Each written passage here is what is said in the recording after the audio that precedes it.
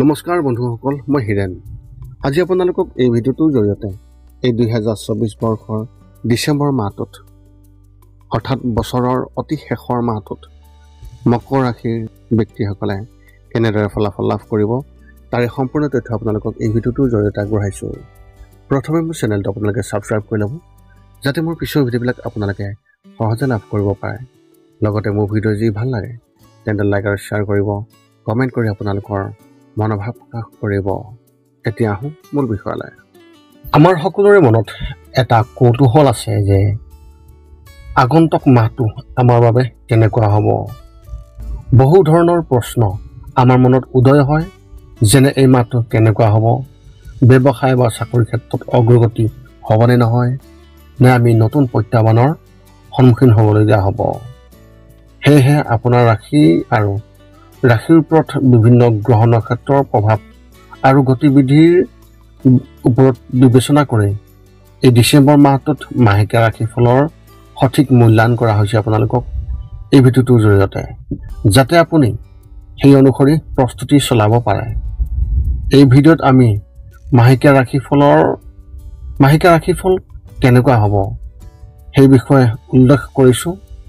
ইয়াত আপোনাৰ পৰিয়াল, আৰ্থিক, কেৰিয়াৰ, শিক্ষা, প্ৰেম, স্বাস্থ্যৰ এনেধৰণৰ বিভিন্ন দিশৰ ওপৰত ভিত্তি কৰি এই ডিচেম্বৰ মাহটোত আপোনাৰ ভৱিষ্যতবাণী কেনে হ'ব তাৰেই বিৱৰণ আপোনাক উল্লেখ কৰা হৈছে। ইয়াৰ দ্বাৰা আপুনি জানিব পাৰিব যে ডিচেম্বৰ মাহত আপুনি আপোনাৰ ৰাশিফলৰ অনুসৰি কি প্ৰস্তুতি চলাব লাগিব। ইয়াত উল্লেখ কৰা ৰাশিফলৰ যি বৰ্ণন, সেই বৰ্ণন আপুনি খুব ভালভাৱে মন দি শুনক আৰু সেই অনুসৰি আপুনি প্ৰস্তুতি চলাওক। কিন্তু আপোনালোকক এইটো জনাই থোৱা উচিত যে এই ভিডিঅ'ৰ এই যি ৰাশিফলৰ বৰ্ণন, এই বৰ্ণন এক বিশেষ ৰাশিৰ ওপৰত বিশেষভাৱে বিবেচনা কৰি এই ভিডিঅ'টো প্ৰস্তুত কৰা হোৱা নাই, বিশেষকৈ এজন ব্যক্তিৰ হিচাপে নহয়। ইয়াত ৰাশিৰ ওপৰত যি ফলাফল প্ৰভাৱ পৰিব তাৰে বৰ্ণন উল্লেখ কৰা হৈছে। গতিকে এনেদৰে আপুনি আপোনাৰ জীৱনত ঘটিব পৰা সকলো কথাৰ তথ্য জানিব পাৰিব এই ভিডিঅ'টোৰ জৰিয়তে। গতিকে কোনো পলম নকৰাকৈ এতিয়া আমি এই 2024 বৰ্ষৰ ডিচেম্বৰ মাহটোত মাহেকীয়া ৰাশিফলৰ বৰ্ণন আপোনালোকৰ আগত আগবঢ়াবলৈ আগবাঢ়িছোঁ। সৰ্বপ্ৰথম পাৰিবাৰিক জীৱনৰ ক্ষেত্ৰত এনেধৰণৰ, এই মাহত আপোনাৰ মাকৰ স্বাস্থ্য অলপ ঢিলা হৈ থাকিব পাৰে আৰু তেওঁৰ কোনো গুৰুতৰ ৰোগ হোৱাৰ আশংকা কৰা গৈছে। যদি তেওঁলোকৰ ইতিমধ্যে কিবা সমস্যা হৈ আছে তেন্তে সকলো পৰীক্ষা আদি কৰি যতন লওক আৰু ডাক্তৰৰ সৈতে যোগাযোগত ৰাখক। আপুনি আপোনাৰ সন্তানৰ ভৱিষ্যতৰ প্ৰতিও শংকিত হ'ব পাৰে আৰু তেওঁলোকৰ সম্পৰ্কত সঠিক সিদ্ধান্ত ল'ব পাৰে। বিশেষভাৱে আপোনালোকৰ ঘৰখনলৈ এক সুখবৰ পোৱাৰ এক লক্ষণো দেখা গৈছে।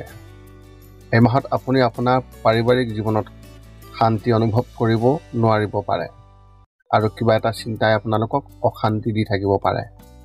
কিন্তু মাহৰ চতুৰ্থ সপ্তাহত গ্ৰহবোৰৰ সঠিক দিশত থকাৰ বাবে সময়বোৰ অনুকূল হ'ব আৰু আপুনি আকাংক্ষিত ফলাফল পাবলৈ আৰম্ভ কৰিব।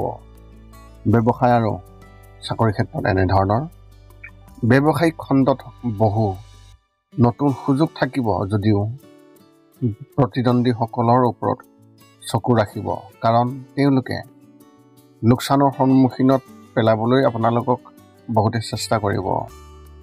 বজাৰত আপোনাৰ কোমল স্বভাৱৰ বাবে আপোনাৰ প্ৰতি সকলোৰে আচৰণ খুবেই ভাল হ'ব।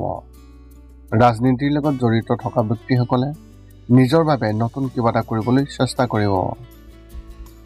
যদি আপুনি চৰকাৰী ক্ষেত্ৰখণ্ডত কাম কৰি আছে তেন্তে এই মাহত আপোনাৰ জ্যেষ্ঠ বিষয়াসকলৰ সৈতে কিবা এটা বিষয়ত মতানৈক্য হ'ব পাৰে। ব্যক্তিগত খণ্ডত কৰ্মৰত ব্যক্তিসকলে নিজৰ বাবে নতুন চাকৰি বিচাৰিব আৰু বৰ্তমানৰ চাকৰিটোৰ প্ৰতি তেওঁলোকৰ মোহ ভংগ হ'ব পাৰে। শিক্ষা আৰু কেৰিয়াৰ ক্ষেত্ৰত এনেধৰণৰ, ছাত্ৰ ছাত্ৰীসকলে নিজৰ বাবে নতুন গাইড লাভ কৰিব, যিয়ে তেওঁলোকৰ ভৱিষ্যতক উজ্জ্বল কৰি তোলাত অৰিহণা যোগাব।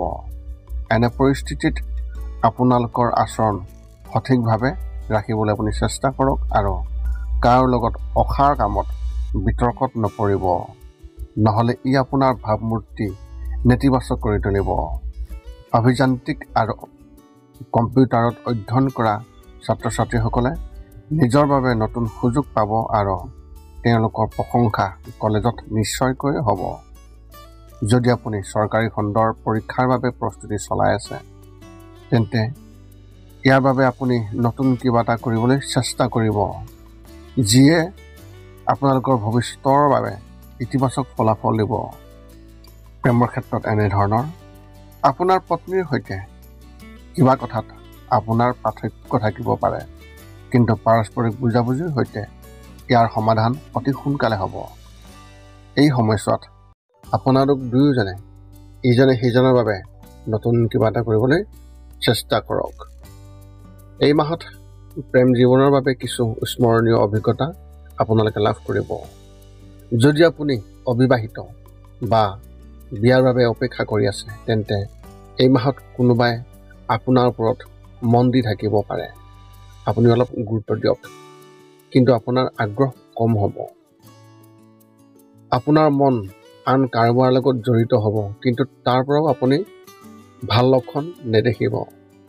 স্বাস্থ্যৰ ক্ষেত্ৰত এনেধৰণৰ মাহৰ দ্বিতীয় সপ্তাহত পিত্তৰ দোষৰ সৃষ্টি হ'ব পাৰে।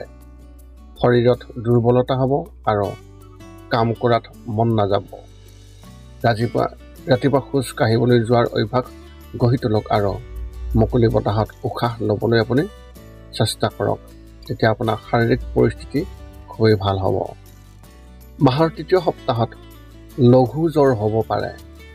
এনে পৰিস্থিতিত বাহিৰলৈ ওলাই যোৱাৰ সময়ত যত্ন লওক আৰু ঠাণ্ডা বস্তু সেৱন কৰাৰ পৰা বিৰত থাকিবলৈ চেষ্টা কৰক। নিজকে সুস্থ কৰি ৰাখিবলৈ নিজৰ জীৱনশৈলী পৰিৱৰ্তন নিশ্চয়কৈ কৰিব লাগিব।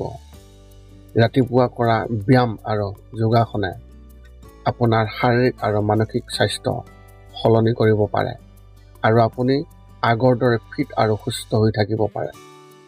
আপোনাৰ এই মাহত শুভ সংখ্যা হিচাপে 5 আৰু শুভ ৰং হিচাপে আপুনি এই মাহত নীলা ৰং ব্যৱহাৰ কৰিব পাৰে।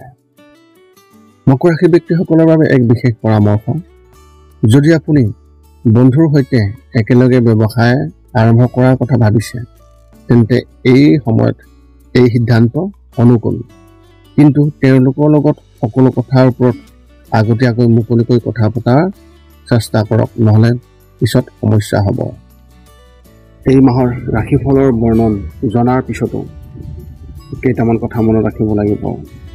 যিকেইটা কাম কৰিলে আপুনি শাৰীৰিক আৰু মানসিকভাৱে আপুনি অতি সুস্থ হৈ থাকিব আৰু লগতে আহিব লগা সংকট খুব সহজে দূৰ কৰাত সহায় হ'ব। এই 5টা নিয়ম এনেধৰণৰ। 1 নম্বৰ, শৰীৰটো সুস্থ কৰি ৰাখিবলৈ দৈনিক যোগাসন কৰক, য'ত মূলতঃ 10 মিনিট ওমকাৰ মন্ত্ৰ, 10 মিনিট কপালভাতি আৰু 10 মিনিট উলম বিলম এই যোগাসন জপ কৰিব লাগিব। ইয়াৰ লগে লগে আপোনাৰ শৰীৰ আৰু মানসিক স্বাস্থ্য একেবাৰে নিখুঁত হৈ থাকিব। ৰাতি শোৱাৰ আগতে নিস্তব্ধ আৰু নিৰ্জন ঠাইত 10 পৰা 20 মিনিট ধ্যান ধাৰণা কৰিব লাগে। ইয়াৰ দ্বাৰা 2টা উপকাৰ পোৱা যায়। এটা হ'ল আপুনি ভাল টোপনি পায় আৰু দ্বিতীয়তে পিছদিনা আপুনি সতেজ অনুভৱ কৰে। ধ্যান কৰি থাকোঁতে মধ্যমীয়া শব্দত শান্ত সংগীতো শুনিব পাৰি। 3 নম্বৰ হৈছে প্ৰতি মঙলবাৰে পুৱা নিশ্চয় হনুমান চালিচা পাঠ কৰক আৰু হনুমান মন্দিৰ দৰ্শন কৰক। ইয়াৰ দ্বাৰা আপোনাৰ আৰু আপোনাৰ পৰিয়ালৰ যিকোনো ধৰণৰ সংকট দূৰ হ'ব আৰু সদায় সুখ আৰু শান্তি থাকিব। 4 নম্বৰ হৈছে প্ৰতিদিনে ঘৰৰ বাহিৰত গৰু আৰু কুকুৰক নিশ্চয়কৈ আহাৰ খুৱাওক। লগতে চৰাই আদিৰ বাবেও খাদ্য বা পানীৰ ঘৰৰ ছালৰ ওপৰত ৰাখিবলৈ চেষ্টা কৰক। এই পৃথিৱীখন যিমান আমাৰ সিমানেই সিহঁতৰো। নিতৌ ইহঁতক খুৱাই আমি গুণ পাওঁ আৰু গ্ৰহবোৰৰ কুপ্ৰভাৱ দূৰ হয়। মাজে মাজে চৌপাশৰ দুখীয়াসকলক উপযুক্তভাৱে সহায় কৰক আৰু ভোকাতুৰক আপুনি খুৱাবলৈ চেষ্টা কৰক। এই আছিল এই 2024 বৰ্ষৰ ডিচেম্বৰ মাহটোত মকৰ ৰাশি ব্যক্তিসকলে লাভ কৰিবলগীয়া সম্পূৰ্ণ ৰাশিফলৰ বৰ্ণন। আপোনাৰ মনত যদি এতিয়াও জ্যোতিষ সম্বন্ধীয় কিবা প্ৰশ্ন আছে তেন্তে আপোনালোকে এই ভিডিঅ'ৰ তলত কমেণ্ট কৰি আমাক অৱগত কৰক আৰু আমি আপোনালোকৰ প্ৰশ্নৰ উত্তৰ অতি সোনকালে দিবলৈ আমি সকলো সময়তে সাজু আছোঁ। পুনৰ লগ পাম অন্য এটা ভিডিঅ'ত। আজিলৈ ধন্যবাদ।